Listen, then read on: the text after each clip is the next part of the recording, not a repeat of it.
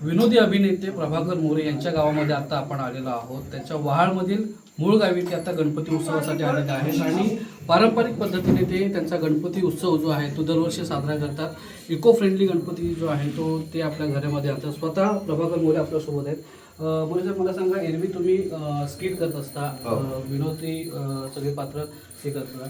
गणपतीसाठी इकडे गावी गेलात, काय नेमका भावना काय सांगा? दरवर्षी म्हणजे माझी जन्मभूमी आहे आणि ह्या मातीत मी वाढलोय. त्याच्यानंतर मुंबईनंतर मी कला क्षेत्रात काम करायला लागलो. तर गणपती ही ओढ पहिल्यापासून मला आहे. आमच्याकडे गणपती मूर्ती आणली जाते, इकडेशी सजावट केली जाते, नंतर गौरी येतात. तर म्हणजे दरवर्षी गणपतीला सुट्टी तर असतेच सगळ्यांना. तर मी दरवर्षी न चुकता गणपतीला गावी येतो. गणपतीची यथायोग्य आपल्या परीने एवढी प्रार्थना करणे, पूजा करणे हे माझं सातत्याने काम असतं. खूप भावना आणि काही कोकणातला माणूस म्हणतो गणपती नाही असं कधी होणारच नाही आहे.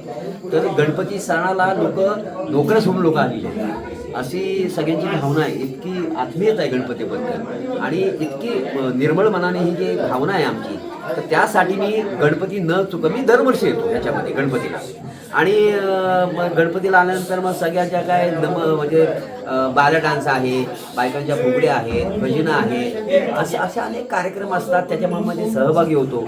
जेवढे दिवस असेल तेवढं मी गणपती सण जो आहे हा एन्जॉय करतो. आणि मी माझ्या कुटुंबासकट येतो. माझी बायको, माझा मुलगा, माझी यावर्षी मुलगी आली नाही आहे, तिला नाटकाची रिहर्सल असल्यामुळे. तर मी दरवर्षी आणि इतकी भावना बाप्पाच्या बद्दल आहे की एक म्हणजे गणपतीला आल्याशिवाय चैन पडत नाही. म्हणजे गणपतीला यायचं आणि अख्ख्या वर्षाची एनर्जी ही इथून हा बाप्पा देतो ती घेऊन जायची आणि वर्षभर असं ताकदीने काम करायचं. तुम्ही स्किटमधून कोकणची सगळी परंपरा मांडत असतात, कोकणच्या सगळ्या लोककला मांडत असतात. असं असताना आत्ता इथे तुम्ही इको फ्रेंडली गणपती आणलेला आहे. निसर्गाशी कसं तुमचं नातं आहे आणि काय यातून संदेश द्याल? निसर्गाशी नातं म्हणजे झाडाझुडपात वाढलेला मी माणूस आहे. म्हणजे माझी स्वतःची सुद्धा काजू, आंबा, फणस आणि कोकणात माझं स्वतःचं घर आहे. आणि इथला पाऊस मला माहिती आहे, इथला निसर्ग मला माहिती आहे. आणि इथल्या निसर्गाच्या वातावरणामध्ये जे राहणं आहे, इथलं वातावरण, श्वास घेणं, ऑक्सिजन इतकं अप्रतिम आहे. आणि अगदी नॅचरली सगळ्या गोष्टी म्हणजे आमच्याकडे भात शेती असते, नाचणी असते, वरी असते, अशी पिकं निघाली जातात. आणि ह्याच्यातून ह्या मातीतून ह्या सगळ्या गोष्टीतून गेल्यामुळे इथली ओढ मात्र कमी होत नाही. म्हणजे दरवर्षी म्हणजे अगदी लावणीला नाही मिळालं तरी एका दिवस काढून एखाद्या लावणीला येणं, इकडची हवा. आणि तुम्हाला सांगणार कोकणात एवढी नॅचरल हवा आहे, समुद्र किनारे आहेत, नदी नाले आहेत, झाडं झुडपं आहेत. हा आनंद तुम्हाला जगाच्या कुठल्याही कोपऱ्यात मिळणार नाही. तो आनंद इकडे मिळतो. आणि हा सोडून आपण जर नाही आलो आणि खुद्द आपलं गाव असताना आणि हे जर आपण नाही आलो आणि याचा आनंद नाही घेतला तर आपण काय होत असं मला म्हणायचं. पीओपीच्या या संपूर्ण तुम्ही इको याचं मला नेमकं सांगायचं की म्हणजे शाडू मातीचा गणपती आपण आणला पाहिजे. ह्याचं कारण असं आहे की आपण गणपती विसर्जन करतो. विसर्जन केल्यानंतर ती माती विरघळली पाहिजे पाण्यामध्ये. आपण बाकी प्लास्टर ऑफ पॅरिसचे पहिले गणपती आणतो, त्या मूर्त्यांना तशाच राहतात, पाण्यामध्ये आपण विसर्जन करतो. आणि मग ना त्या पाण्यामध्ये मग कोणी आंघोळ करायला गेलं, कोणी उड्या मारल्या, मासे मारले जातात आणि मग त्या तुडवल्या जातात. ते बरं नाही. ज्या गणपतीवर आपण 8 दिवस विसर्जनपर्यंत जी श्रद्धेने आपण जेव्हा गणपती घरात आणतो तर त्याचा समारंभ म्हणजे त्याचं विसर्जन पण त्या पद्धतीने झालं पाहिजे. म्हणजे ते पाणीत मिसळल्यानंतर आपल्याला ते दुःख होणार नाही. पण आम्ही असं पाहिलं आहेत काही ठिकाणी की प्लास्टर ऑफ पॅरिसच्या मोठमोठ्या मूर्त्या आणायच्या आणि मग त्या पाण्यामध्ये मिसळतच नाही आहेत त्या.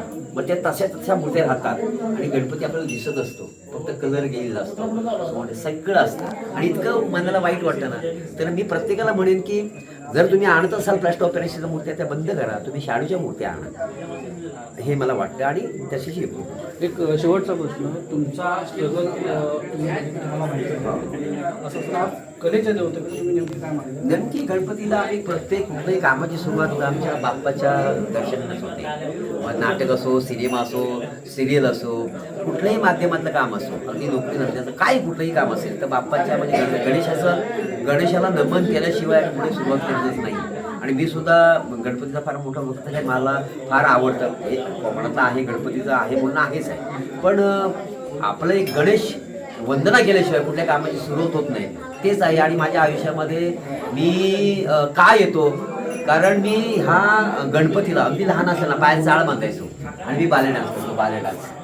जोरात नाचायचो, फार आनंद वाटतो तेव्हा त्यामध्ये नाचायचो. आधी त्याच होळीत नाचतो.